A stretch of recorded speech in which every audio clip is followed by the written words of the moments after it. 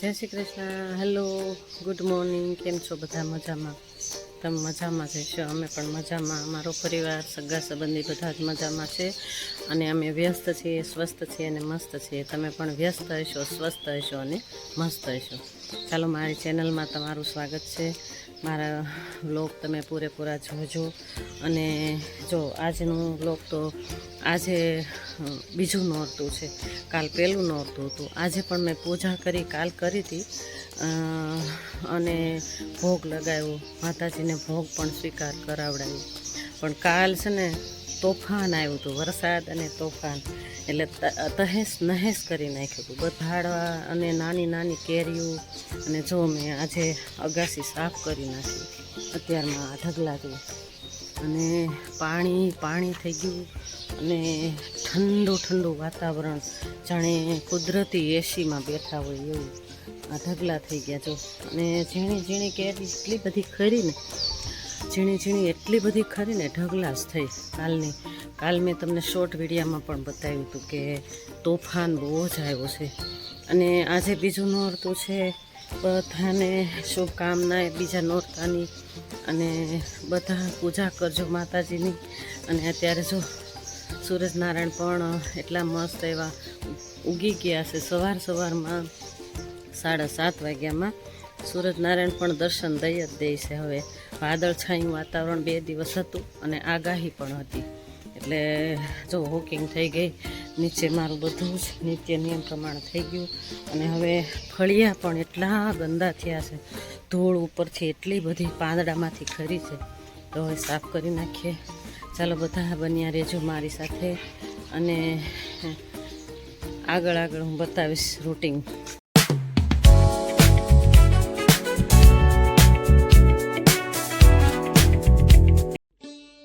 જય કુળદેવી માતાજી.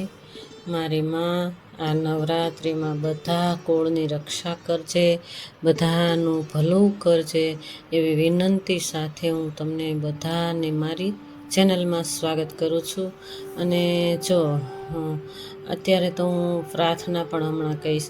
માતાજી આગળ એટલી સરસ મજાની પ્રાર્થના કરીશ કે કરાગ્રે વસતે લક્ષ્મી, કરમૂલે સરસ્વતી, કરમથે તુ ગોવિંદા, પ્રભાતે કર દર્શનમ. ગુરુર બ્રહ્મા ગુરુર વિષ્ણુ, ગુરુર્દેવો મહેશ્વર, ગુરુર સાક્ષાત પરમ બ્રહ્મા, ગુરુર્દેવો મહેશ્વર.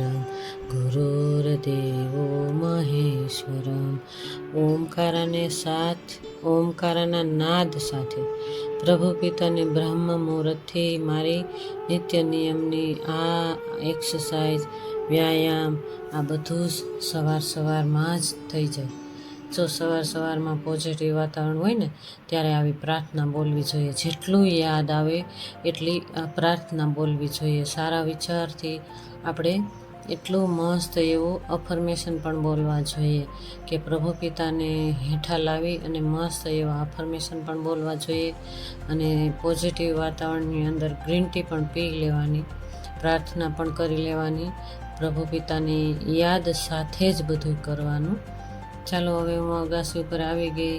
તો તમને મેં આગળ કહ્યું ને કે કાલે મિની વાવાઝોડું હતું. એ બહુ બધું મેં ઘણી જ વાર બોલી ગઈ છું એવું મને લાગે છે. છતાં પણ હું કહી દઉં છું. હવે મને એમ વિચાર આવે છે કે હું ક્યાંથી શરૂ કરું, કઈ જગ્યાએ હું ક્યાં હાથ નાખું. હરેક ગૃહિણીને આ કામ એવું જ થતું હોય છે કે કઈ જગ્યાએ ને કયા ખૂણેથી શરૂ કરવું કામ. બરાબર ને? જો આ મને આજે તો એટલી બધી હું આમ એમ થઈ ગયું કે હું ક્યાંથી શરૂ કરું કામ, તો ક્યાં પૂરું થશે, ક્યારે આ સ્વસ્થ થશે. તો બહુ કોથળિયું ને પાંદડા ને એવા ઉડીને આવ્યા હતા. અને મારે એકની વાત નથી, હરેકના ઘરે ધૂળ થઈ ગયું. બધાના કોઈના ફળિયામાં ઝાડ ફૂલ છોડ હતા ને એ પણ હેઠા નમી ગયા, તૂટી ગઈ ડાળું. એટલો પવન હતો. કુદરતી આપદા કહેવાય ને, આ તો કુદરતી આપદા કહેવાય. ને ચાલો ત્યારે આજે તો હું નાનકડી એવી વાર્તા પણ કહીશ. એક ગામમાં એક છોકરો ભણતો હતો, હે ને, ભણતો હતો એટલે દીવાના પ્રકાશે ભણતો હતો. દીવાના પ્રકાશે એ ભણતો હતો તો ઘણા એવા છોકરાઓ આવે ને તો એની મસ્તી ઉડાડતા હતા કે એ તું શું ભણતો હતો, તું શું ભણતો હતો. પણ એ છોકરો મૂંગે મોઢે સાંભળ્યા જ કર્યું. પછી એણે કાંઈ જ બોલ્યો નહીં, કોઈને કાંઈ જ કીધું નહીં, મૂંગે મોઢે દીવાના પ્રકાશ. ચાલો જોઈ લઈએ. કાલ તો તહેસ મહેસ ઘરની અંદર ધૂળ એટલી ધૂળ આવી હતી. કાલ એટલું સરસ મેં સાફ કર્યું હતું તો પાછું એવું ને એવું થઈ ગયું. એટલે ફરીને પાછું ઝાપટ કરવું પડશે. આ બધું ઝાપટ પાછું કરવું પડશે. માતાજી બિરાજમાન છે. સરસ એવા માતાજીને મેં ભોગ પણ સ્વીકાર કરાવી દીધો અને ડ્રાયફ્રૂટ અને મસ્ત એવા પોઝિટિવ દીવાબત્તી પણ કરી નાખ્યા. ભોગ સ્વીકાર કરવાની સાથે મસ્ત એવા ડ્રાયફ્રૂટ અને ફ્રૂટનો ભોગ સ્વીકાર કરાયો. અને આ સમયે મારા હસબન્ડ કે હું લાવ ફળિયું આખું ધોઈ જ દઉં તને. તો મારા હસબન્ડ ફળિયું ધોઈ છે અને હું રૂટિન નીચે ઉપર કરી આવી અગાસી ઉપર, હવે નીચે. એટલે આજ તમે સમજી શકો છો કે આજ આખો દિવસ કન્ટિન્યુ કામ રહેવાનું છે. પણ હું તમને લોકમાં જેટલું બતાવું એટલું તમે સ્વીકારી લેજો. બાકી આખો દિવસ કન્ટિન્યુ કામ ચાલવાનું છે અમારે. દીવાના પ્રકાશમાંના જે દીવડો હોય ને એવું નથી કે દીવડો માના કેરોસીનનું નાનું એવું દીવો હોય એ ગામડામાં પેટાવી અને ગામડામાં પેલા એવી રીતે જ ભણતા બધા. પણ આ છોકરાએ ધ્યેય લીધું હતું કે મારે આગળ વધવું જ છે. છોકરાઓ ઘણા મસ્તી ઉડાડતા હતા. અમીર લોકોના છોકરા હોય ને એ ઘણા એવા મસ્તી ઉડાડતા હતા. અને આ બિચારો ગરીબ હતો એટલે એને કોઈ જ નહોતું બોલાવતું. અને જો સ્ટોરીનો મોરલ એ છે કે એ છોકરો કલેક્ટર બની અને એ જ ગામમાં આવ્યો. સ્ટોરીનો મોરલ તમે સમજી જ ગયા હશો શું છે એમ, હે ને, કે અંધકારમાંથી પ્રકાશ કેમ લાવવો. એ છોકરાએ અંદરના અંદર વિચાર કર્યું કે અંધકારમાંથી પ્રકાશ કેમ લાવવો. એની જેવી જ આપણે તે વિચારવું જોઈએ કે આપણે અંધકારમાંથી પ્રકાશ કેમ લાવવો. જો આપણે ઘણી વાર આપણે એવું વિચારતા હોઈએ ને કે આપણાથી આ થશે જ નહીં. આપણે નેગેટિવ વિચારતા હોઈએ, પણ નેગેટિવ વિચારવાનું જ નહીં, હંમેશા પોઝિટિવ વિચારવાનું. તો પોઝિટિવ જ્યારે વિચારો ને ત્યારે આપણે ન કામ કર્યું હોય ને તો ન કામ આપણે ધાર્યું હોય ને એ પણ અણધાર્યું કામ પણ ધાર્યું થઈ જ જાય. આપણું થઈને ઊભું જ રહે. પછી આપણે એવો વિચાર આવે કે ભાઈ આપણે તો આ ધાર્યું નહોતું અને આ કામ થઈ ગયું, કેમ કે આપણે પોઝિટિવ વિચાર કર્યો ને. પોઝિટિવ વિચાર એ છોકરાએ પણ કર્યો. એ ગામડાનો ગરીબ મા બાપનો દીકરો હતો, પણ એ એટલો હોશિયાર હતો. એ છોકરાઓ તો એની મસ્તી જ ઉડાડતા હતા. તમે આખી સ્ટોરી સાંભળીને મારી. ચાલો ત્યારે સ્ટોરી પણ પૂરી. આપણે ઘણી એવી સરસ એવી વાત કરી અને ઘણી એવી મસ્ત એવી જાણવા મળે એવી પણ વાત થઈ. ગળે ઉતરે એને સારું કહેવાય. જો અત્યારે મેં તમને ફળિયા બતાવ્યા ને ફૂલ છોડના પાછા ફરીને અમે ધોઈ નાખ્યા. અને આ કાલની કેરી જો ખરાબ છે ને સારી છે. જો સરસ મજાનું કિચન પણ મસ્ત એવું સાફ થઈ ગયું, ઘર સાફ થઈ ગયું. અને બહુ થાકી ગઈ હું તો. ડબલ વાર કામ કર્યું ને એટલે બહુ હું થાકી ગઈ છું. બધું સાફ સુથરું થઈ ગયું. ફળિયા પણ સરસ થઈ ગયા સાફ, મસ્ત કપડાં ધોવાઈ ગયા. અને ગેલેરીમાં પણ મેં પછી ફરીને એવો વિચાર કર્યો કે ચાલો ગેલેરીમાં હાથ ફેરો કરીએ. પણ હાથ ફેરો નહીં, ત્યાં તો ધૂળના ઢગલા જ માની લો ને, તો ધૂળના ઢગલા જ થઈ ગયા હતા. તો ફરીને ધોવી જ પડે એમ હતી. ભલે મેં કીધું વેસ્ટેજ બધું પલ્લે, પણ ધોઈ જ નાખું. પછી એને પણ ઘસી અને ધૂળ બધી કાઢી, એક સુપડી એવી ધૂળ કાઢી અને ફેંકી દીધી. અને તો છતાં પણ જો કેટલી ધૂળ છે. તો પછી વિચાર એવો આવ્યો, નળમાંથી લઈને પાણી મળી જ નાખવા. તો બધી જ ધૂળ એકદમ નીકળી અને સાફ થઈ. પણ એટલો થાક લાગ્યો હતો ને કે તમે આમ જોઈ શકો છો ને મારું ફેસ કેટલું ઓલું થઈ જાય છે. ઘણીવાર મારું ફેસ એકદમ આમ કેવું થઈ જાય કે મને થાક જ હોય મારા શરીરમાં. બહુ થાક લાગે એમ, માનસિક થાક લાગે, શારીરિક પણ થાક લાગે. વિચારવાયું કંઈ કરતા હોય, કોઈએ કાંઈ કહી દીધું હોય એ પણ થાક લાગે. જો આ પગ લૂછણિયા કાંઈ બાકી ન રહેવા જોઈએ. પગ લૂછણિયા આ પોતું માર્યું હતું એ પોતું પણ ઘસી ઘસીને સાફ કરવાનું. બાકીના બધા કપડાં પણ સરસ એવા સાફ કરી નાખ્યા. આગળના તમને મેં બતાવી જ દીધું થ્રેડિંગ, તમે જોયું ને આગળ કપડાં પણ મેં સૂકવી દીધા હતા. એ પહેલાંનું, આ કપડાં ધોયા પહેલાંનું શૂટિંગ હતું. એટલે મેં ઘર સાફ થઈ ગયા પછીનું શૂટિંગ હતું. અને આ શૂટિંગ છે હું કપડાં ધોઉં છું એ પણ જાતે જ ધોયા. તો જાતે કપડાં ધોયા ને તો એટલી થાકી ગઈ ને, કપડાં પણ જાતે ધોયા, પાછું ફળિયું પાછું ફરીને આવે ને કોઈ પણ તો પગલાં પાછું ગારો કરી નાખે. તો પાછું ફળિયામાં 2-3 ડોલ નાખી અને ઘસીને હું પાછી સાફ કરું છું. તો હાથ ને પગ એની તો વાટ લાગી ગઈ. એવું થાય કે કટકા ન થઈ જાય, એટલો થાક લાગ્યો. એમ થાય કે મારે ગોળી ન લેવી પડે, બહુ થાક લાગ્યો. આવો જો ચકલાને પણ મેં કેદ કરી લીધા. ફરી જાય હો, આપણે જોઈને એટલે ફરી જાય બધા ચકલા.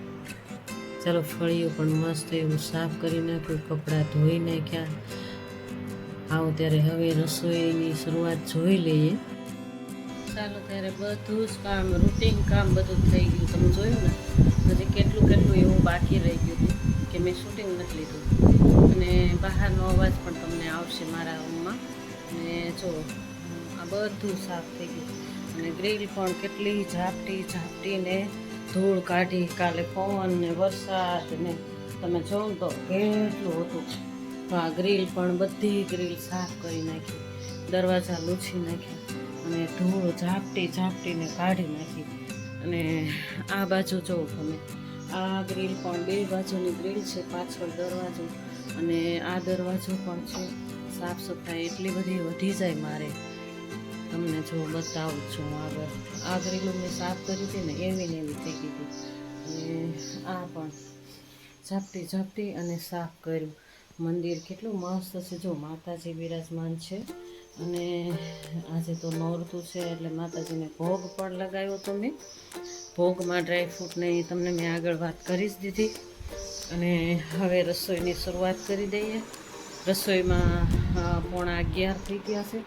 હવે 11:15 વાગી ગયા એટલે 11 વાગે મારે રસોઈ કરવાની ચાલુ કરી દઈએ. કાલ બહુ જ પવન હતો, જોકે બધી જગ્યાએ હતો. રાજકોટ, બધી જગ્યાએ, ભાવનગર, મોરબી, બધી જગ્યાએ. મોરબીનું નામ આવ્યું, મારો દીકરો મોરબીમાં હોય કે મને મોરબી બધું યાદ આવી છે. બધી જગ્યાએ વરસાદ, પવન, વાવાઝોડું. અમદાવાદ બધી જગ્યાએથી સમાચાર હતા કે બધી જગ્યાએ વાવાઝોડું હતું, પવન સાથે બહુ એવું નુકસાન થયું, બધાનું બહુ એવું નુકસાન થયું. તો આપણે તો શું કરી શકીએ એમ. કુદરતી આપદા આવે, ભગવાન કહે છે ને, વેદોમાં લખ્યું જ છે કે એક સાથે કુદરતી આપદા આવશે તમને ખબરેય નહીં પડે. અને આ કમોસમી વરસાદ કહેવાય, કમોસમી વાવાઝોડું કહેવાય. મિની વાવાઝોડું થયું કાલ, ખૂબ એવું નુકસાન થયું. ચાલો હવે થોડી વાર પછી રસોઈની શરૂઆત કરી જ દઈએ, શું બનાવવું છે. ચાલો રસોઈમાં સરગવો, બટેટા, રીંગણા. હું મારી રીંગણીમાંથી 3 રીંગણા તોડી આવી હતી, એ રીંગણા નાખી દઈશું. અને આ મેં સિમ્પલ એવું મરચું, મીઠું, તેલ નાખીને સંભારો કર્યો, સાતળિયો નથી. અને રીંગણા સરસ મજાના ધોઈ અને એનો વઘાર કરી નાખવાનો. સરસ મજાના તાજા રીંગણા હતા, રીંગણીમાંથી જ ઉતારી આવી હતી હું. એ રીંગણાનો વઘાર કરી નાખ્યો અને આમાં મેં મસાલો કરી નાખ્યો અને મસાલો એ વઘારમાં નાખી દેવાનો. એટલે મસ્ત એવું સ્વાદિષ્ટ સરગવાનું શાક બનશે. સરગવો મોસ્ટલી મારા ઘરમાં હોય જ છે. અમે સરગવો બહુ જ બંને જણા ખાઈએ. અને મારો દીકરો હતો ને એને પણ બહુ સરગવો ભાવતો. અને આમ સ્વાદમાં ઘણાને ન ભાવતું હોય, પણ અમે તો અમારું ફેમિલી તો મારી દીકરીને નથી ભાવતું. જો આ કોથમીર મેં સ્ટોરેજ કરી હતી. કોથમીર લેવા જવાનો ટાઈમ નહોતો, એટલો વરસાદનું કામ રહ્યું ને, તો કોથમીરે 2 દિવસથી લેવા જવાનો ટાઈમ નથી. તો સ્ટોરેજ કોથમીર મેં નાખી દીધી. અને હવે રોટલા બનાવી નાખીએ બાજરીના રોટલા મસ્ત એવા બનાવી નાખીએ અને જમવાની થાળી હમણાં તૈયાર કરી જ નાખીએ. ચાલો રોટલા ટીપી જ નાખીએ. જો મેં તમને આગળ સ્ટોરી કીધી અને પ્રાર્થના પણ મેં કરી. આગળ મેં તમને ઘણું બધું એવું જાણવા મળે એવી બધી વાતો કરી. વાતો બધી તમને ગમે તો લાઈક શેર સબસ્ક્રાઈબ તો મને કરજો જ. અને મને એકદમ કમેન્ટમાં કહેજો તમને સ્ટોરી કેવી લાગી. અને મારા વિડીયા ગમે તો તમે શેર જરૂર કરજો બીજાને, તાકી મારા વિડીયા બધા જ જોઈ અને મને કોઈ પણ કહે કે કેમ થયું, કેવા લાગ્યા એમ. જો થાળી સજી થજીને તૈયાર, સ્ટોરેજ રસ પણ કાઢી નાખ્યું, રોટલી પણ બનાવી હતી, એ મેં તમને નથી બતાવ્યું. જો આ કાલનું હું તમને બતાવીશ, કાલ સાંજનું 6 વાગ્યા પછીનું વાતાવરણ છે. આ 6 વાગ્યા પછી એટલો પવન આવ્યો હતો ને, તો જો કાલે 6 વાગ્યા પછી આટલી કેરી હતી ખરેલી. અને જો આ સાંજે વરસાદ પણ આવ્યો હતો, તો ગારો આખું ફળિયું હતું, આખું ફળિયું ગારો. આગળ તમે જોયું ને, મેં બપોર સુધી અમે બંને જણાએ કર્યું ત્યારે માંડ થયું. અને કાલ પણ મેં માતાજી માટે થૂલી બનાવી હતી, લાપસી કહેવાય ને એ. રાત્રે મારે કાલે પહેલું નોરતું હતું, એટલે સવારમાં મને નહોતું ધરવાનો ટાઈમ રહ્યો. અને સાંજે મેં કીધું પૂજામાં ધરી લઈએ. તો આ પૂજામાં મેં થાળી મેં માતાજી આગળ ધરવા માટે મેં થૂલી બનાવી, મસ્ત એવી સ્વાદિષ્ટ મીઠી થૂલી. અને હું ઉપવાસ રહી હતી નવરાત્રિનું, એટલે મને ભૂખ લાગી. મને એમ થયું કે હું નહીં ખાઉં તો ચાલશે, પણ મારે ખાવું જ પડશે કંઈક ને કંઈક. તો ચીકુ 2 ખાધા અને મને એમ થયું કે ના એટલે નહીં થાય. મને કાલ ગજબ ખબર નહીં, ભૂખ નથી લાગતી ને કાલે મને ભૂખ લાગી, એટલે મેં પછી સાબુદાણાની ખીચડી પણ સાથે બનાવી નાખી. અને ગોળવાળું પાણી જો નાખી અને ડ્રાયફ્રૂટ ઝાઝું બધું નાખી. અને હમણાં તમે જોયું ને, એલચી પાવડર પણ નાખી દીધું. સરસ એવી છૂટી થાય ને એવી જ અમને ભાવે. આ થૂલી કહેવાય, ફાડા લાપસી. અને સાબુદાણાની ખીચડી પણ બનાવી નાખીએ. ચાલો, સરસ મજાની સાબુદાણાની ખીચડી એ મારા માટે છે. એમાં પણ મેં મસ્ત એવો મસાલો એકદમ સંભાળીને એક કેરી સમારી નાખી અને માંડવીના દાણા, કેરી સમારી નાખી અને માંડવીના દાણા, એક મરચું, એ બધું સંભાળી. અને સાબુદાણાની ખીચડી સાંજની છે. આ સાંજનું હું તમને બતાવી રહી છું. ચાલો બધાને મારા જય શ્રી કૃષ્ણ.